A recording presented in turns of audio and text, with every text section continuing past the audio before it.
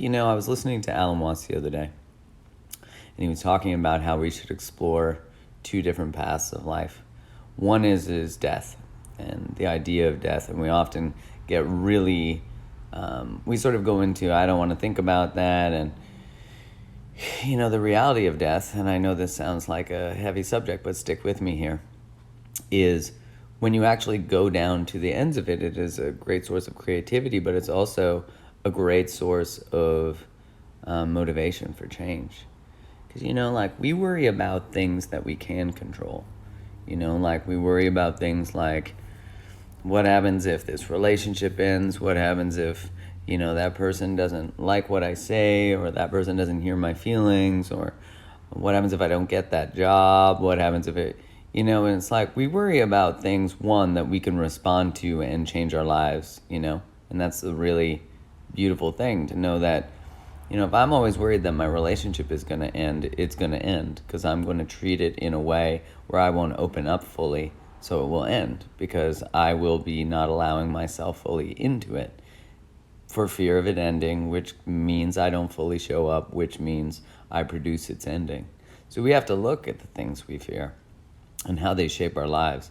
Not to mention at the same time that, when all of us could, I was talking to Sonny, I saw us on here before, him and I were having a great chat yesterday at this Lululemon immersion, and we were just talking about, like, there's things like we could all get hit by a bus next week, and it's and that's something we can't control, and yet we are living as if in complete fear of actually living our lives when no day is promised to you.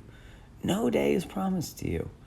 I used to work in oncology and cancer area in the hospitals and sales, and what I found was really fascinating is this idea of survivorship, that when you find out that you're going to die, everything that's important to you comes to the surface. And this work is also done by a palliative care nurse named Bronnie Ware, and the book that she wrote is called The 5 Regrets of the Dying, and if you look it up, there's a meme on it with 5 circles that has the 5 regrets. And the regrets are all, relational and emotional. They're like, I wish I had let myself live the life I wanted to live. I wish I had, told people I love them. I wish I had let myself be more happy. And although it's incredibly sad that one day, we won't get to experience this, that invites you to a greater connection to whatever your spiritual practice is. But in a lot of ways, what keeps us alive when we're not alive is love, is what we do with our lives. Art is one way that we have legacy.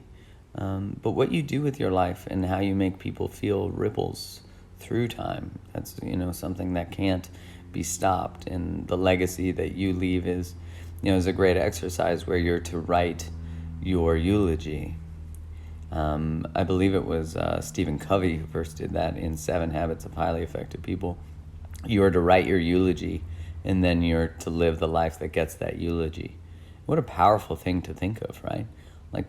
What do you want people to say at the celebration of your 100th birthday? We did that exercise this week with Lululemon at this thing called the Immersion, and you probably saw some pictures I posted from Gian Publico, who was leading it and did just a beautiful job. And really, just like when you think about, what do you want people to say about you? What do you want people to think about you? What character traits do you want to have had? What values did you want to be known for? And where's a disconnect in that? Like, here's the values I want to be remembered for. Here's the values I live by. And that's a real big thing to pay attention to with yourself is, do you actually live the values you want to be remembered by? Like, do you actually have the integrity that you hope people think you have? Because there's a lot of people living just totally inauthentic lives. There's a lot of people living lives where they are saying they want to be one way, and under the surface of everything are not. They're living secret lives on the halls of Craigslist, I usually find these are the people so vehemently against something that they are that they are actually just trying to protect from people finding out the truth about them. So I guess what I wanted to say too is, wherever you are in your life right now, in this exact moment that we are sitting here, I think that we're always, and I wrote this in my meme in the caption to a meme that I posted today, but I think that we're always in the cocoon, that we are both the caterpillar, both the cocoon, and the butterfly at all times. And what's nice about that is there's always a part of you that deserves celebration, as there's a part of you that is under construction. And often we think, well, because I have areas to work on and I didn't show up as my best self, that means I should feel like shit and be in a shame spiral, as opposed to knowing that you have areas to work on and you have parts that are worth celebrating. That way you're never the butterfly and think your ass is, fly, and I don't even know if people use the word fly anymore, but don't worry about it. It's a great word. So, if you think that you're the butterfly and nothing can touch you, you'll quickly be reminded by the universe or God or whatever your thing is. You'll quickly be reminded how human you are. And if you think you're the caterpillar in the cocoon and you're in life's washing machine that's tossing you around and you're like, holy shit, this is hard, know that there's also something in there that you need to celebrate, to know that you're not a problem that's waiting to be solved. You're not broken. You're not a piece of shit. You're not, all the words you might be using in your head and your mind you're not those things. We are always a work in progress. We are always under construction.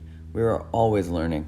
There's a Hindu saying that is, those who know not, and those who know not know. So this idea that those who claim to know things, who are to be experts or masters in an area, are actually the ones to shy away from, because they're not open to being a student. And those who know not know, to not know, to be open to life's world, to be open to curiosity, to be open to being wrong. Those are all some of the most important positions to be able to take in life.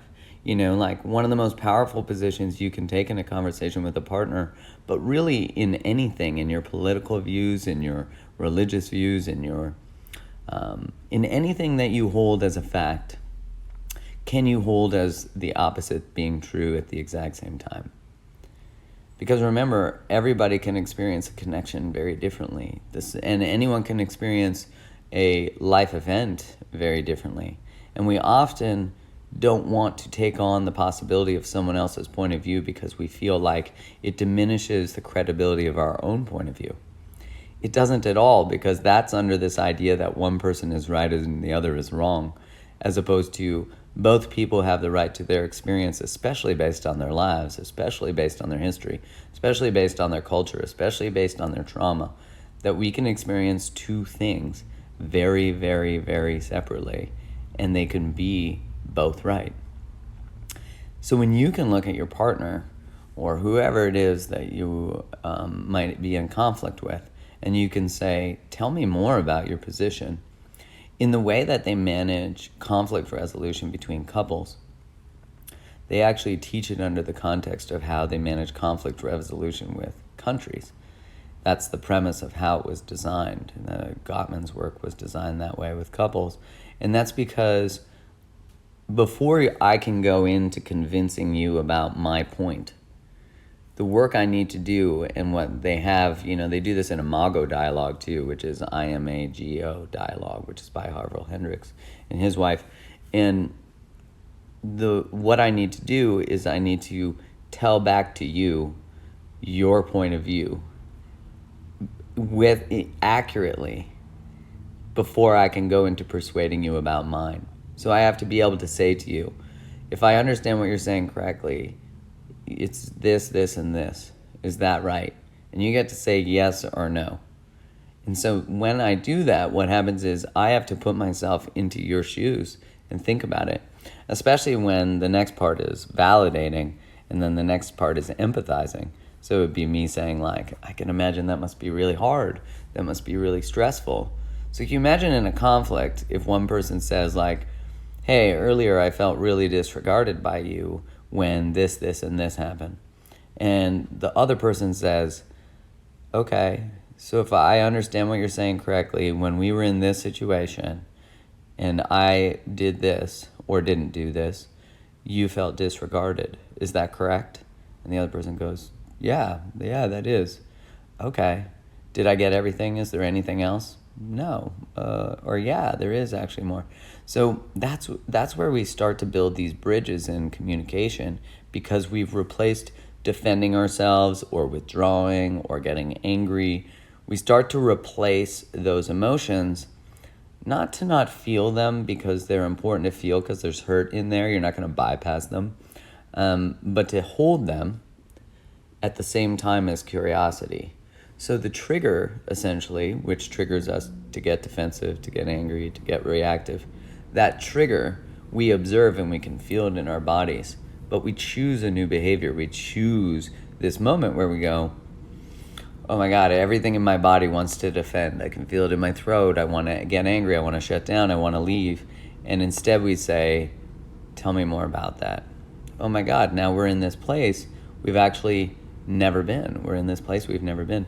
So that's where the skill of meditation is really powerful, because it allows you to hold this space. Also the language that we use within our own minds, like when I get flooded in conversation, I'll be able to, manage, think about my feeling and be able to think, okay, I'm feeling really upset right now. I'm not sure exactly what emotions those are. And you can feel yourself almost disassociated, disconnected from the actual feeling, or so overwhelmed with the feeling. So the more you meditate, the more you practice creating this space in your head that allows you to manage your feelings and think about your feelings and start labeling them, right? And it doesn't mean that you have to be perfect at it, right? Because a lot of us didn't have a lot of emotional expression as kids, so what we need practice actually putting the right emotion on the right feeling. So, we were talking about, the difference between men and women and everything in between this past week. And one thing was a question from the women was, how do we sort of like help you open up as men, or what do you need from us?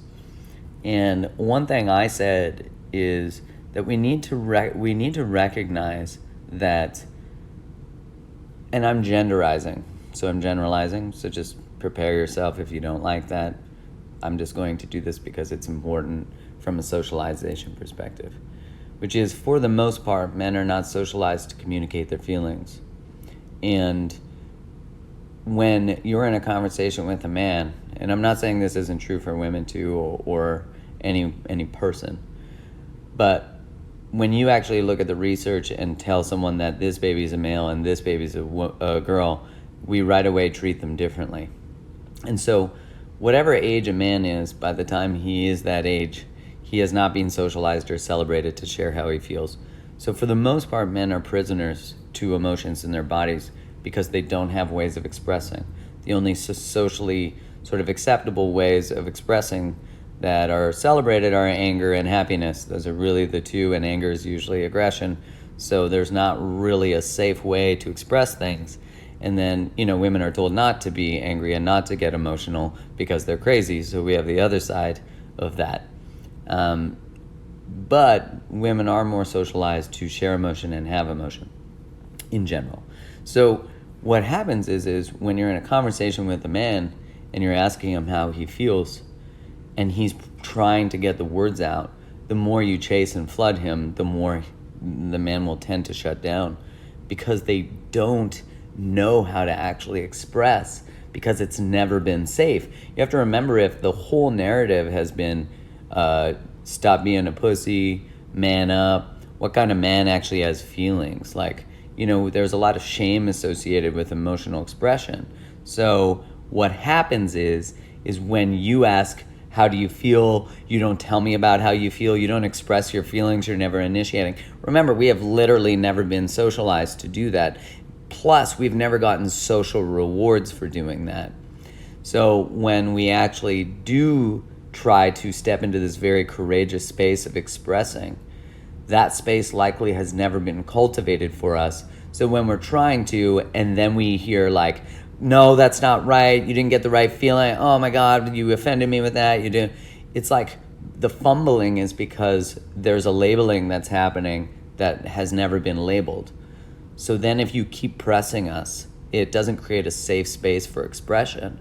But if you can hold the space that this person has literally never had, however old the boy or man is, has never really had decades of a safe space to express, and he's going against all of his social programming, you can see how much of a rebellious act an emotional share is for a man. And that's not to say that, the other side of it being that women really do need that space as well. Plus, women need to be allowed to feel things like anger, because we often don't give that space. We call women crazy. And there is this desire with emotional connection, and that's an interesting thing too, that a lot of, women require much more safety, emotionally and physically, of course, to experience, when we look at it relationally in terms of being heteronormative here, but this would be true of same-gender relationships too, for the most part, is that when, like, a man doesn't need necessarily as much safety to experience physical intimacy, but you have to think about, for a woman, and I couldn't even imagine what this is like, but a woman actually, when they walk out on the street, they are literally thinking about their safety. There's always a low level of stress that they might get hurt, they might get raped, they might, there's always a possibility for physical pain, for the possibility of being hurt, assaulted. And that's something that a man can never really understand. A man can never really get how scary that is. And so there's really, we have to start to look through the lenses of other people. We have to start to look at, this podcast that's coming out on Monday is about, with Jamie Elizabeth Thompson, is coming out on sex and intimacy, and how much, our sexual challenges in relationship, our intimacy challenges, are actually relational. There's something that's showing up. I was reading a post from my friend Brandy, Heart Math for Life. If you don't follow her, she's fantastic. And it was about how, like, when a man opens up to you, a man needs just as much love and safety as you do. It's interesting because we haven't really explored that really as much. I think because both men and women express, and everything in between, express insecurities sort of differently. Relationally, women tend to be more anxious and men tend to be more avoidant. But I'm really fascinated, and I've been having these thoughts that are, it's kind of interesting. I was like, I always think of the structure of relationship in the way that we organize people. And we organize people, if you look at the way relationships are structured, there's literally two ways that people relate. Either people experience insecurity in connection, like I'm afraid of being in love, I'm afraid of being close to you, or I'm secure in connection and I trust that people love me and they show up when they show up, and that I can trust them and they can communicate, and I'm safe to be around them physically, I'm safe to be around them emotionally. So stick with me here. So what happens though is we have insecure ways of connecting to relationship, and we have secure ways of connecting to relationship. So this is simple. This is just a 1 and a 0, right? Like, it's binary. You're either secure or you're not. Now, most people are not, so don't worry if you're like, I'm not. Don't worry, hands up, we all are not, for the most part. So what happens, though, is the way that we express insecurity really tends to only oscillate between two ways, and it can be both. So when we are insecurely connected to people and we don't feel safe and secure to open up to them, we will express one of two ways. We'll either try to chase love and not allow space between us and another. So we would call that like anxiously attached. That would probably be someone who identifies as an empath. That would probably be someone who is more codependent. And then you have the other side, which is more avoidant.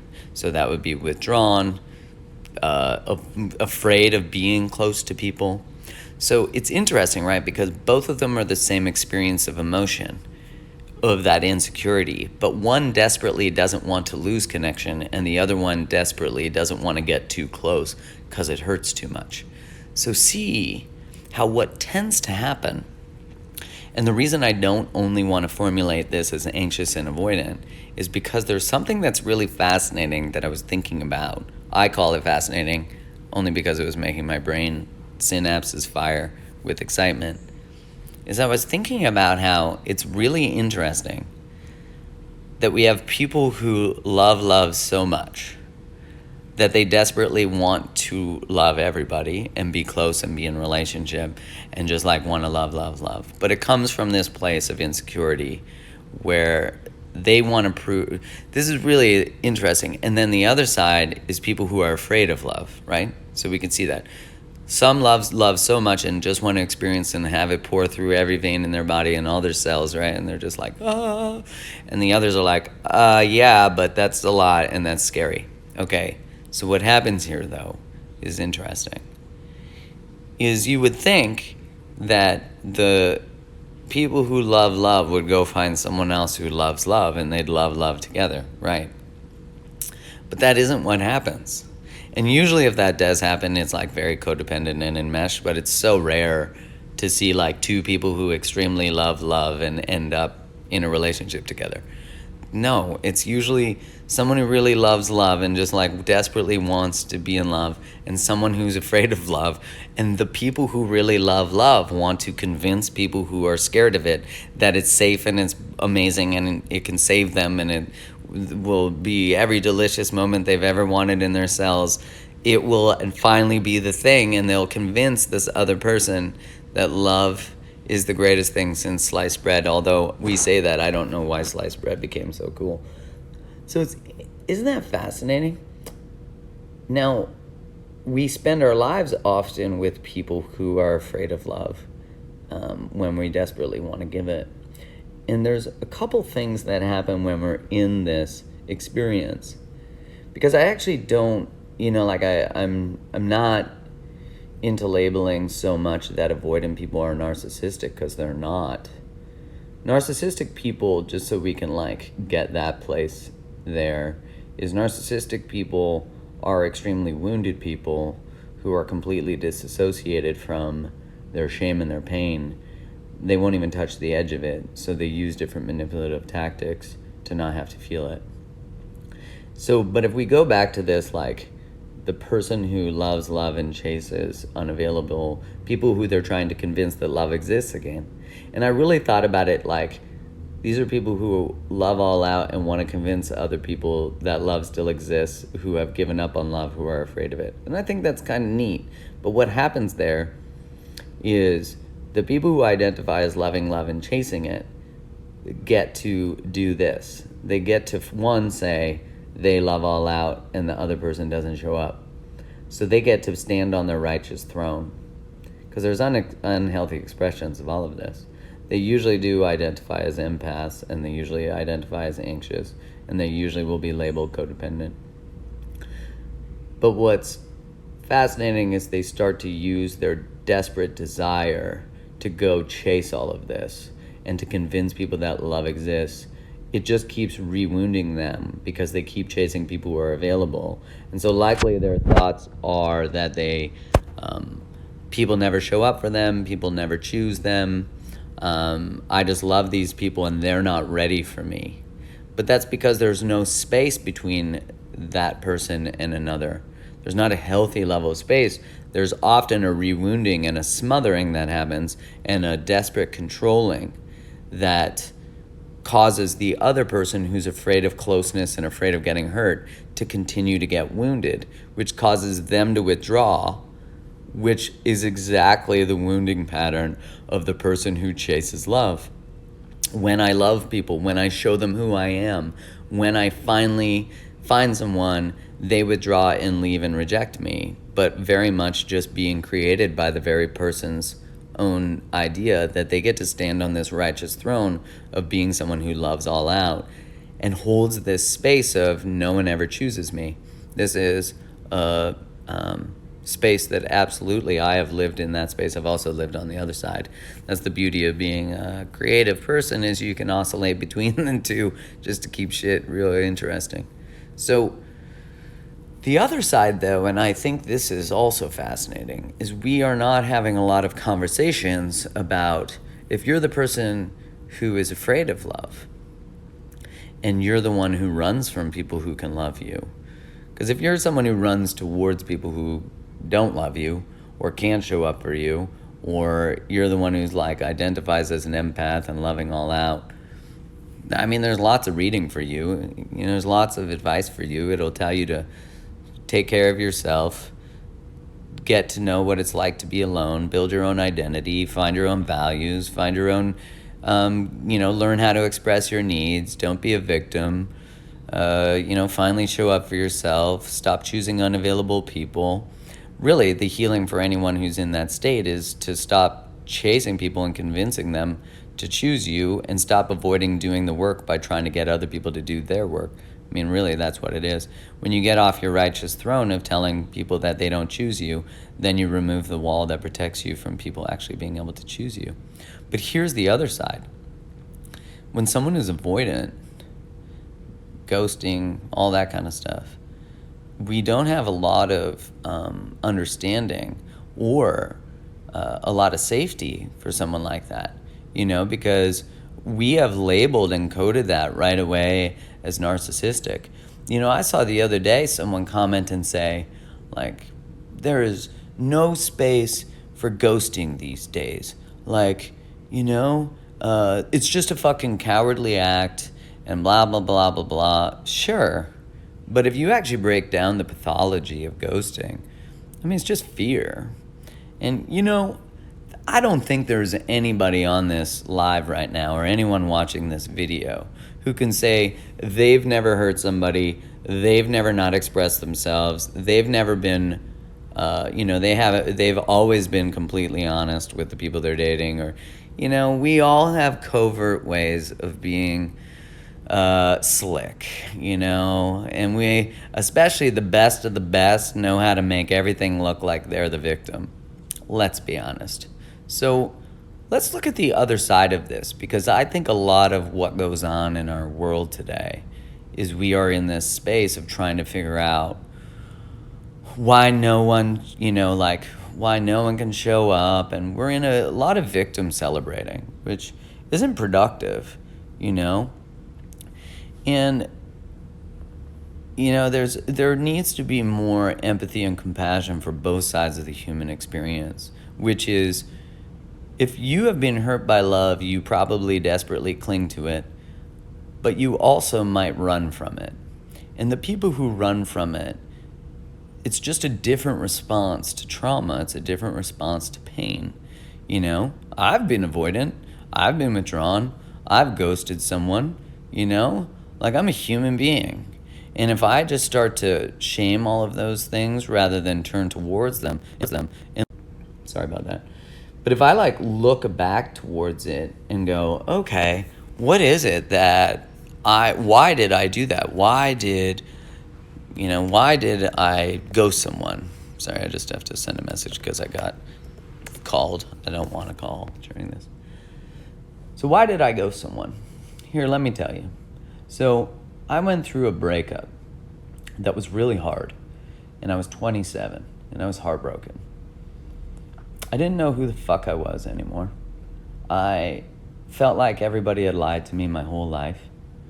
I grew up Catholic, and I felt like the Catholic Church lied to me most of my life, pretty much all of it. Don't have sex before marriage, you'll go to hell. I mean, come on, everybody does. It's just it's a human thing. You're supposed to want to have sex, but I'd rather be empowered about sex rather than be disempowered with fear and avoidance. And I felt like I was told that everybody gets married and stays in love forever, and you have kids, and it's like Disney and blah, blah, blah. Or you run towards it and you try to chase everybody. No matter what, you can fix it. You can change it. One, you're not broken. It's actually a way of protecting yourself from being hurt. You know? You should be able to hear me now. Okay, good. So it's just a way of protecting yourself from being hurt. So you got to realize that you're not broken. I mean, I'm not touching the mic. You should be able to hear me. Okay, good. So you have to realize that the way that you relate to love and relationship is because you're afraid of being hurt. That's exactly it. So if you chase love and you smother and you over-text and you over-pursue, that is because you are afraid of losing people, and you're afraid that when you create space, people leave and they reject you. And so you reject yourself all the time and have no boundaries and actually cause rejection and abandonment. That information is completely available to you all the time. You can pretty much see that most books are about saving people who love a lot but have no boundaries. Empaths, whatever. So let's get to the other side. So the people who are afraid of love, who run from it, they meet someone who's good for them, it makes their stomach hurt. You know, they actually feel overwhelmed. They might have experienced trauma. You know, they might have experienced assault. They might have experienced being abused. They actually just might have experienced tremendous heartbreak.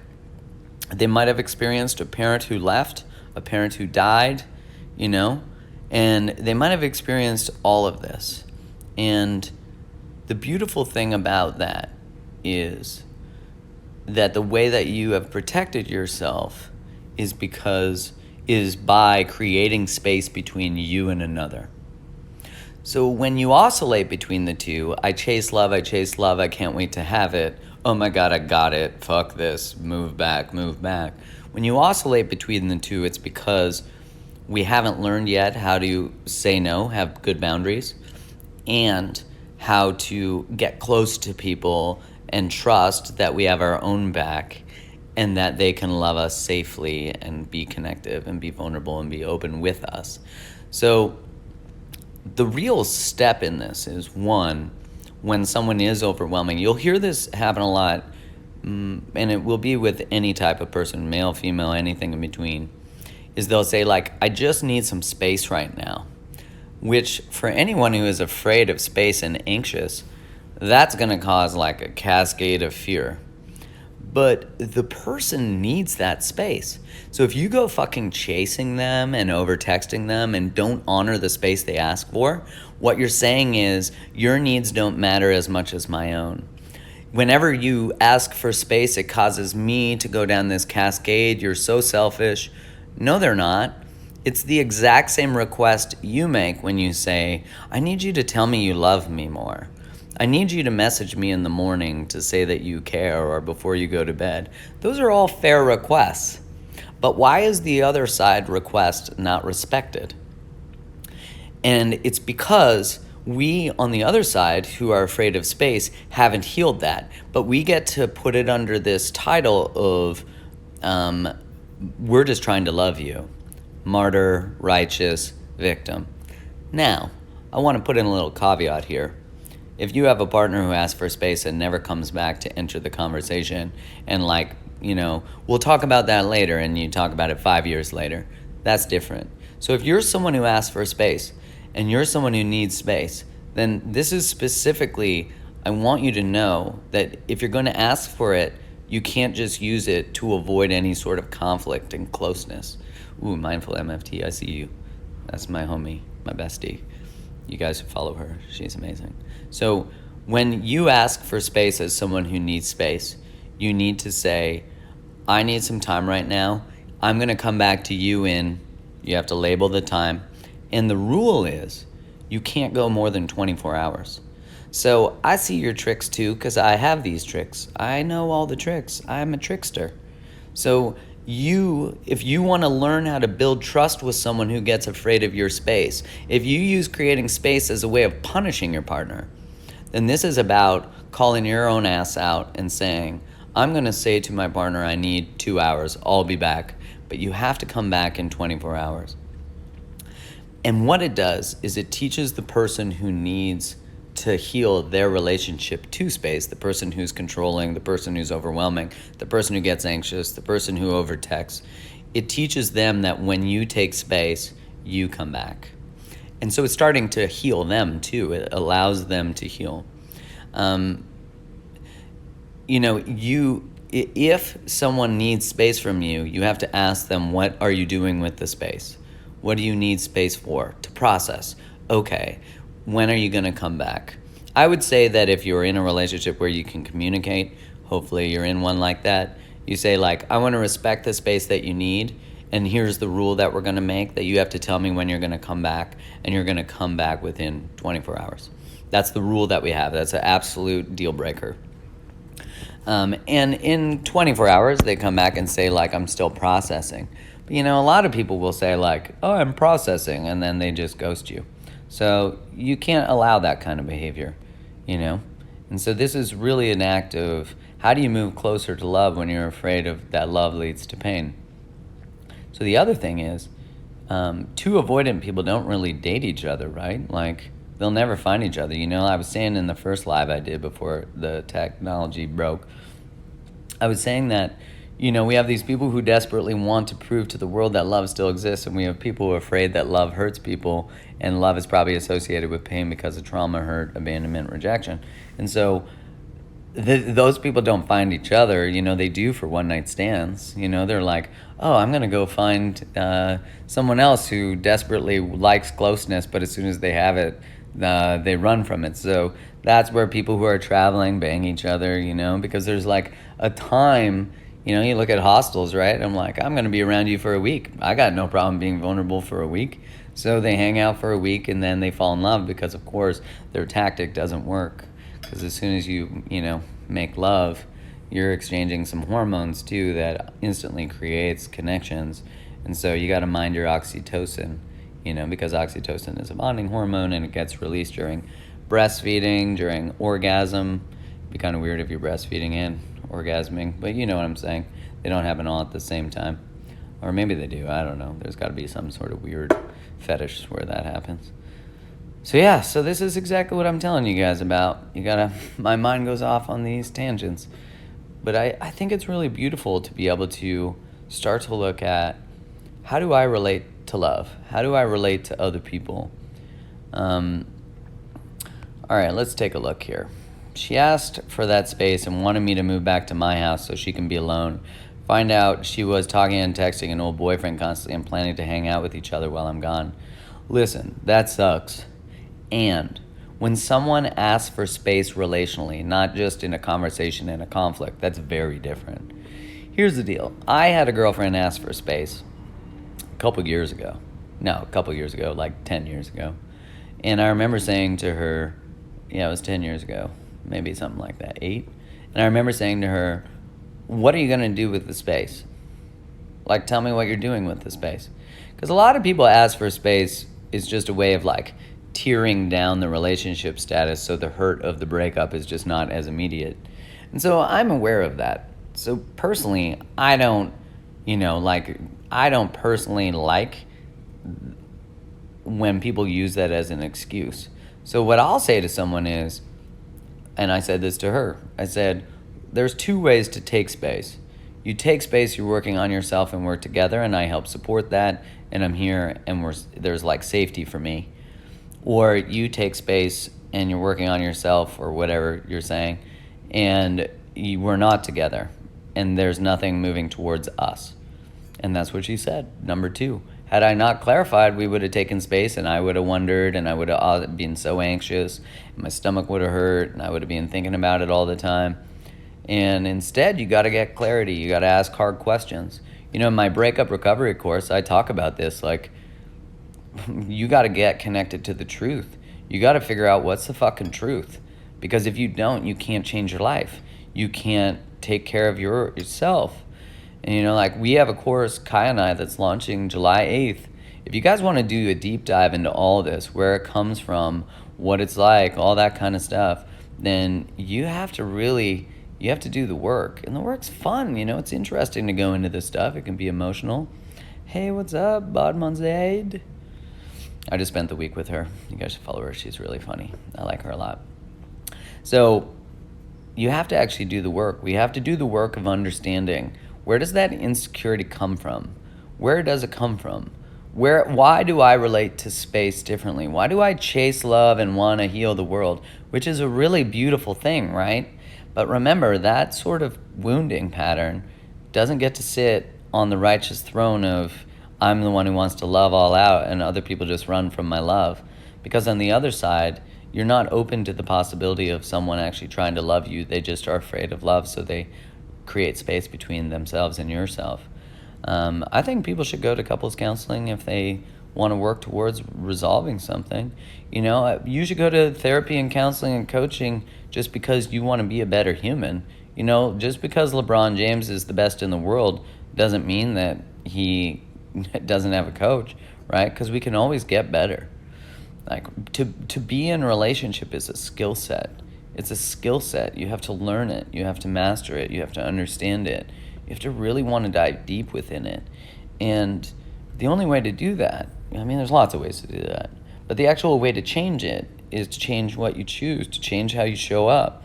And the 6-week deep dive that we have is like, let's look at where you come from. Let's look at the beliefs you've created in your life. Let's look at your boundaries. Let's look at all of these things. How do you relate as an adult, And then, how do you actually reparent yourself? How do you change and grow and expand and relate differently to other people?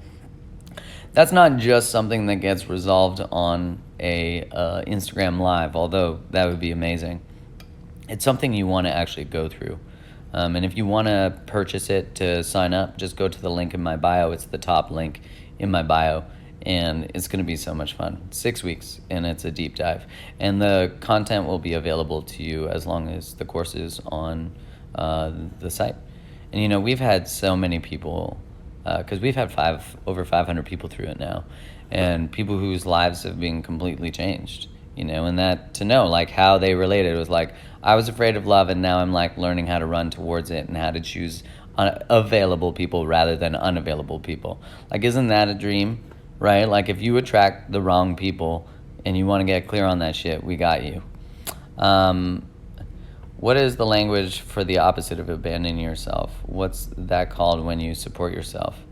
Choosing oneself, claiming oneself, reparenting oneself, loving oneself. I have read the Celestine Prophecy, but it's been so long. I don't even remember it really. How do you determine whether or not the work is worth it with a specific partner? I think you only know that answer by doing the work, but sometimes, especially if people are listening to this, sometimes people are prone to always trying to do the work with a partner. So they're used to, and these are people who are usually identified as empaths, people who are stuck in abusive relational patterns, is they think it's always their job to do more. And so it's important to understand that if you feel as though you are abandoning yourself, or you're not even connected to yourself because you constantly feel like it's your fault and you can't do enough, that answer is not going to be for you. Like, you can't do more work. You can't do enough work for two people. You can't. So if someone says they're going to go do the thing and don't book someone's therapy appointment for them. Let them book it their fucking selves. Don't go buy a book for them and slide it under their pillow and be like, I thought you might like that. 1, that's manipulation. And 2, that doesn't make them fucking do anything. Stop taking away the space that someone needs to show up for themselves. And listen, if your friends and your family and all these people don't like your partner, that's a pretty good sign that your partner's not very likable. That's generally true. But let me qualify that. If your family and friends come from a previous life where they're very religious or culturally very restrictive, and you are in a relationship with someone who is not overtly religious or not within your cultural confounds that are shamed if you're not, then then if your parents don't like your partner, that might have more to do with them than to do with you. How do you forget someone? You don't. Why would you forget someone?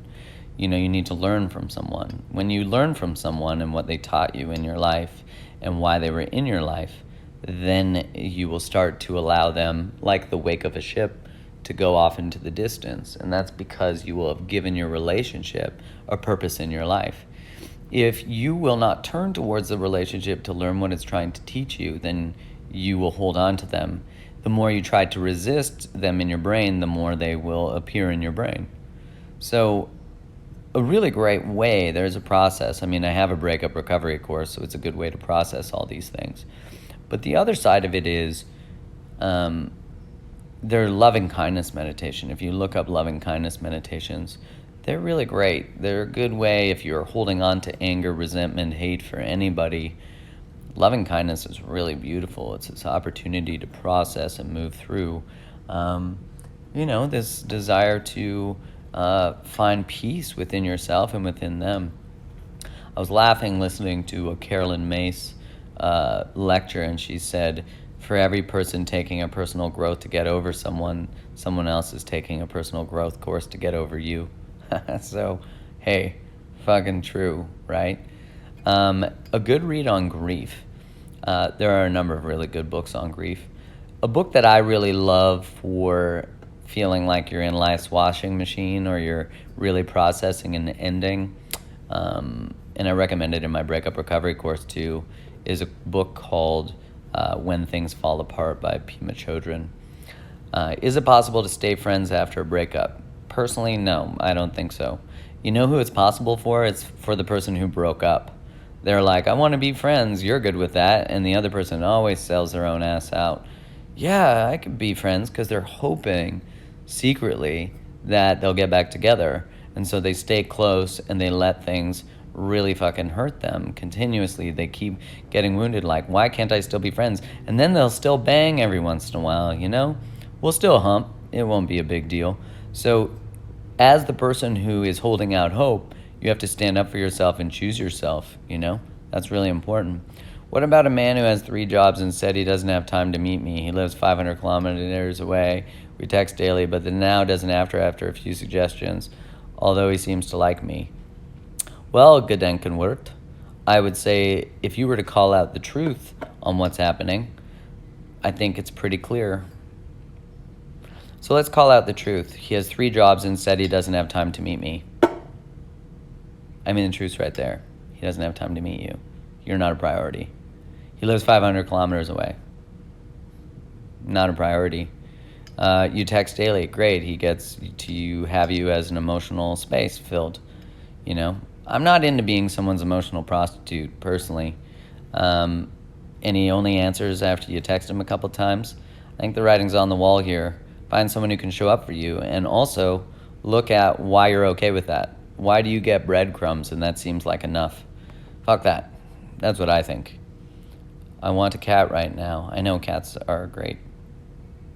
You should put them on your Tinder profile. 8-year relationship ended 2 years ago. Why am I fine with multiple complicated, non-committed relationships with people I think are just fine, but I know I want to find love? Because, Carter, if you look at where love leads, so if you finish the sentence, when I love people, they, like truly love them. When I let people love me, they. You'll usually find, if you're like dancing in the surface, you'll go, they love me back. That's usually not the answer people have. It's usually leave me. It's usually cheat on me, betray me, lie to me. Or when I love people, I lose myself. I lose me. There's any different ways of thinking about it. So the reason we're often really good with non-committed relationships is because we have a glass ceiling on them. We can hold, there's a limit to the depth and the intimacy. So when we limit the depth and intimacy, we can control how much openness we have. We still get sex, so we get connection, we feel seen, we feel validated. And this is why people can find themselves in short-term one-night stands, friends with benefits, all these different ways, which are not a judgment, like, hey, you want to get your rocks off, you want to get your needs met, you want to get your wheels greased, whatever the words are, more power to you, sure. But can you do it in a way that truly honors your deepest intention? And can you say with absolute certainty that you're not in some way doing it to avoid deeper intimacy? which isn't saying that that's bad. It's just saying, can you call out the truth of that?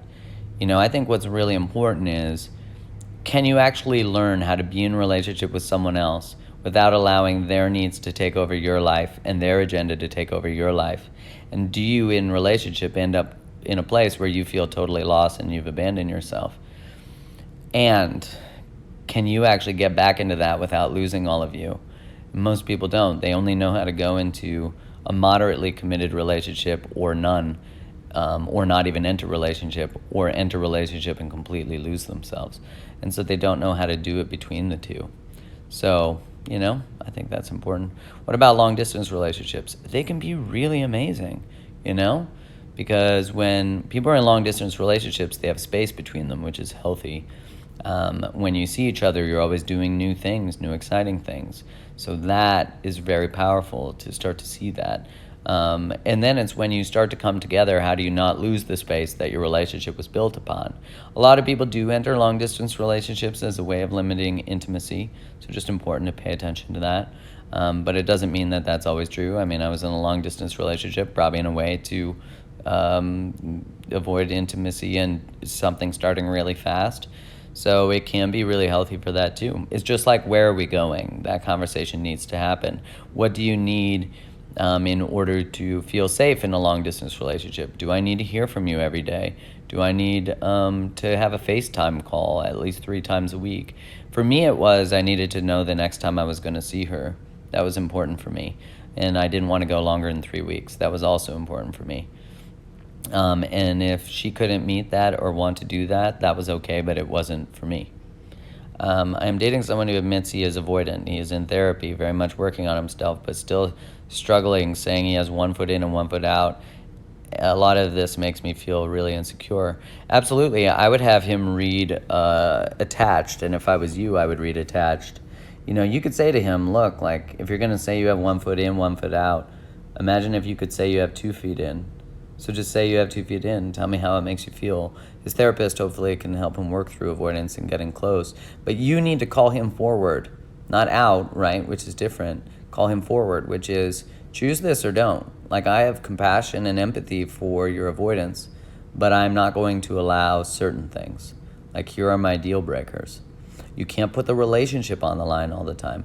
When people do that, it completely eradicates the relational safety.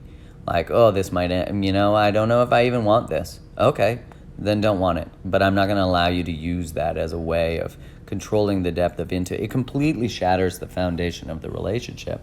Oh, I'm going to leave. Are you? Okay, leave, because I'm not going to allow you. This door is not a rotating door.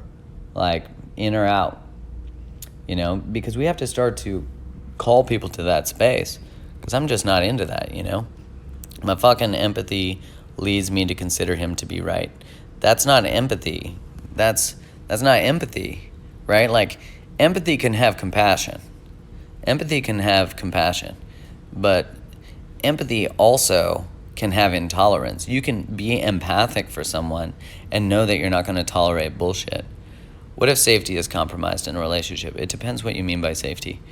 No more textationships, right? Exactly. In what terms is a friendship with exes safe for my actual relationship? I would ask my partner that. Do you feel safe with that? Do you actually feel safe?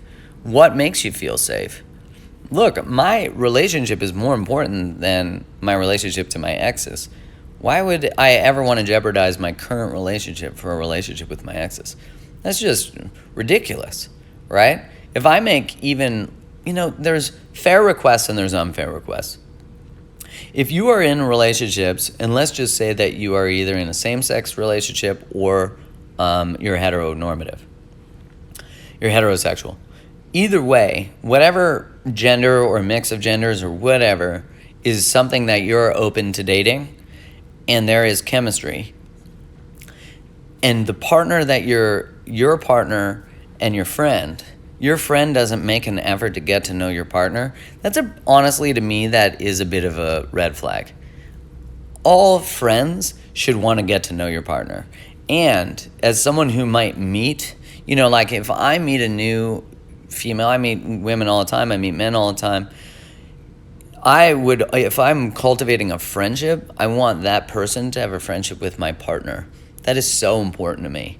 I never want to isolate a friendship away, because that's instantly creating, one, this feeling for the other person that they are a priority to me, and I'm not open to the transparency with my partner. No way. I would never give that away. Second, it doesn't honor that my primary connection is with my partner. The most important thing in my world is to nurture the space between me and Kylie. That is the most important thing. Someone else's feelings doesn't come ahead of that. Fuck that. So for me, friendships with an ex, why do we want to be friends with all our exes? Like, what is it about that? And don't get me wrong, you can be best friends with your ex. I'm not talking about all situations, but why do we want to be? I know lots of people who want to be, who don't know how to actually, navigate that. They don't know how to deal with endings. And they also don't not want to be liked. So if they keep breaking up with people, they want to be friends with the people they break up with, so it can validate that they're not an asshole and they don't hurt people all the time. So if you're on the other side of that, you need to lay some shit down. When they go, well, they keep taking advantage of me and doing this and that. No, you let them. Own that shit. What about when he texts me and I don't respond, so he calls, stays days with me and then disappears? I text him and no response until he reaches back out. It's all on his terms. Well, Kaylee, it sounds to me like it's on your terms too, because you're not standing true in what you want.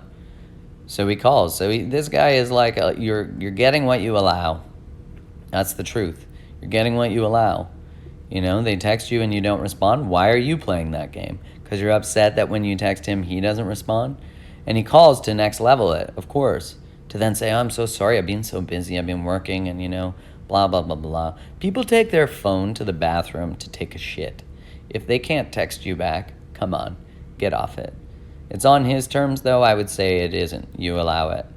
How to keep a man in relationship to the subjects of cheating. I mean, if someone cheats on you, one, I don't believe once a cheater, always a cheater, because I'm sure some of you have cheated and you haven't cheated again. So, it's important to pay attention to that. Also, and this is often a controversial statement, but when infidelity occurs, usually there's a lot of red flags before, let's be honest. Secondly, if someone cheated on their partner with you and then left their partner for you, or you're in a relationship where you're someone's side dish, and then they cheat on you to leave you for someone else, that's not necessarily shocking behavior. I mean, I would want to look at, why are they cheating? Why can't they leave something with grace? I also would look at, we don't villainize, we villainize cheaters all the time. But what about the person who leaves a relationship within a relationship and completely suffers of it, dries it out of all intimacy? Is it then the other person's fault? All of these are co-created experiences. Okay, I've got to get down to the bottom here. We all have to take responsibility for what we put up with. Yes, we fucking do. Because that way we can't sing this song that says, like, this person took advantage of me. They only text me when they want. You only allow them to text you when they want. Oh, they only text me on Saturdays to fuck after midnight. Okay, stop replying. Tell them you're not a fucking casual bang. Tell them to respect you more. And what you'll be doing when you do that is you'll say, I respect myself. They're like, they just want friends with benefits. So you want more? Fucking honor that. Don't make it that they take advantage of you. You allow yourself to be taken advantage of because you're getting something from it. One, you're getting to sing a song that they take advantage of you, so everyone gets to have empathy and compassion for you and call them an asshole. But really, you're creating that dynamic to create power, so that you're constantly in a place of power and you're victimized and they're constantly the prick. That is such a strategy. I would say that when someone enters a relationship with someone and you want a relationship and they don't, and they tell you that, and so you're going in fully educated as to what they want, and you say, I don't want one either, but you truly do, that is so manipulative. That is so manipulative because, one, you're already setting it up and you're saying, like, well, if we hump a lot and we spend a lot of time together, and they treat me like I'm their partner. They treat me like I'm their boyfriend, girlfriend. Like, what is actually going on? They told you exactly what they wanted, and you lied. You actually lied. You lied because you thought that you could bang them in a relationship.